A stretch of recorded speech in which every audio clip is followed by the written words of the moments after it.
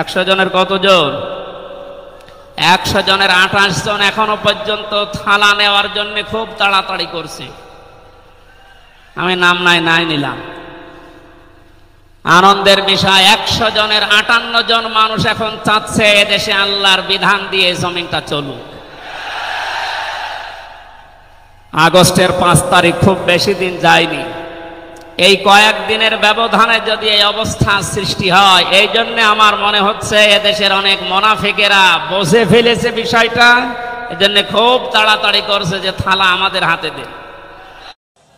চলে যাই সব ছেড়ে যেতে হয়, মৃত্যু মানে না কোনো পরিচয়। সব রাজা মহারাজা আর মহাবীর কাউকে অবকাশ দেয় না। ফেরাউন শেষ তক ছিল না, মৃত্যু তাকেও ছেড়ে দিল না। থেকে গেছে তার সব স্মৃতিচিহ্ন, কেউ আজ তার হয়ে রয় না। এই সেই পিরামিড দাঁড়িয়ে আকাশের দিকে মাথা বাড়িয়ে, ইতিহাস হয়ে আছে চিরকাল। ফেরাউন শুধু ভবে রয় না। নীল নদ আজও আছে থাকবে, চিরদিন সত্যকে ডাকবে। ডেকে ডেকে বলে যাবে দিন ও রাত, ডেকে ডেকে বলে যাবে দিন ও রাত। কেউ যেন ফেরাউন হয় না।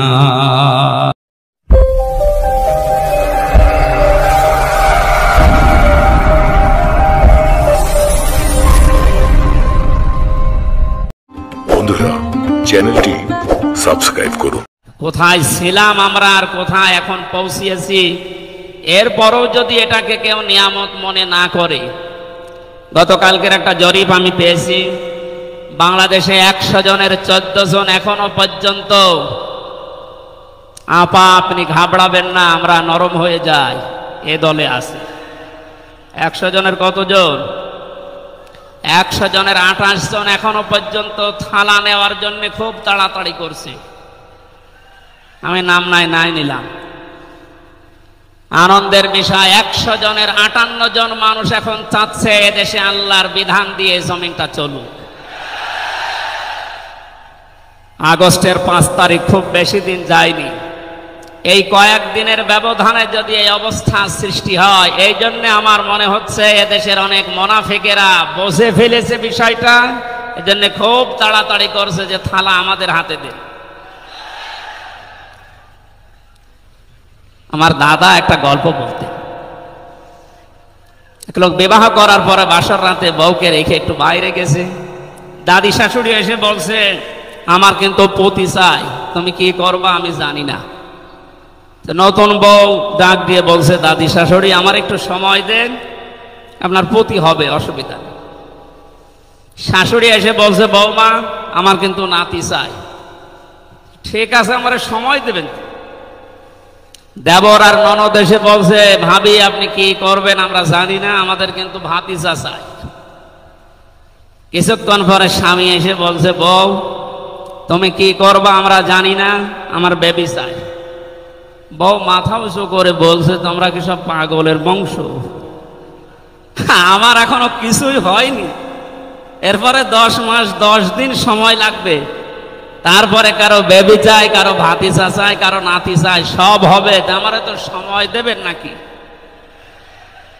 15.5 বছরে যে জঞ্জাল তৈরি হয়ে আছে, 1-1.5 মাসে পরিষ্কার করা সম্ভব? আপনি কি মনে করেন?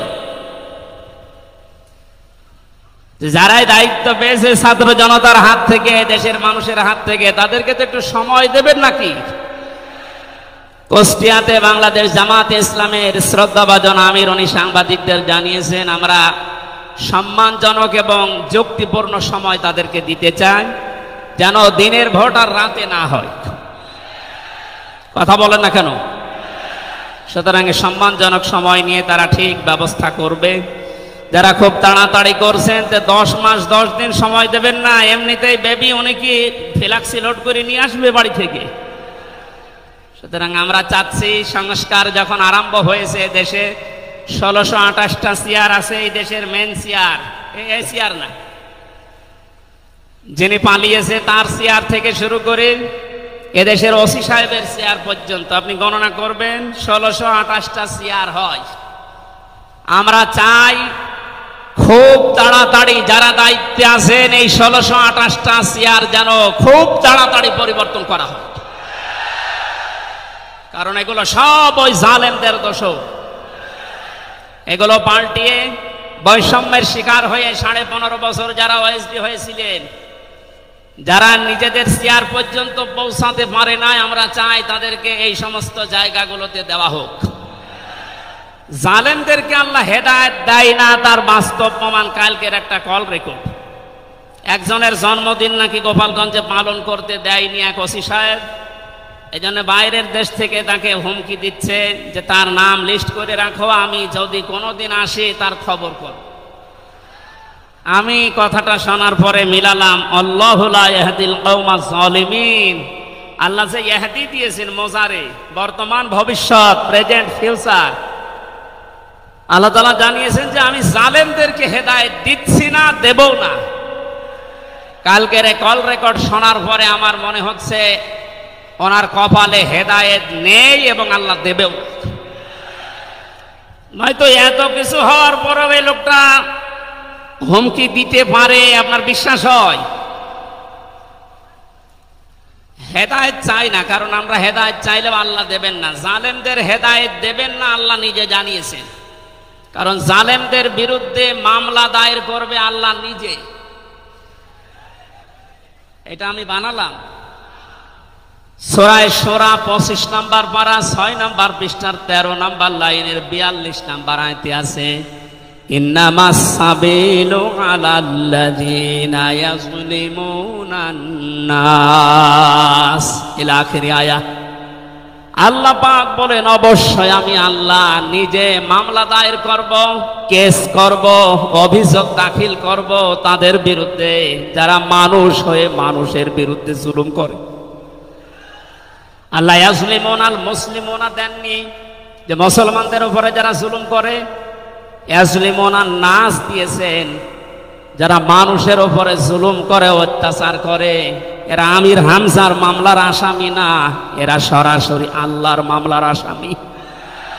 1628 জন যারাই ছিলেন, আর আপনারা কিন্তু বাংলাদেশের কারো মামলার আসামি না, সবাই এখন আল্লাহর মামলার আসামি।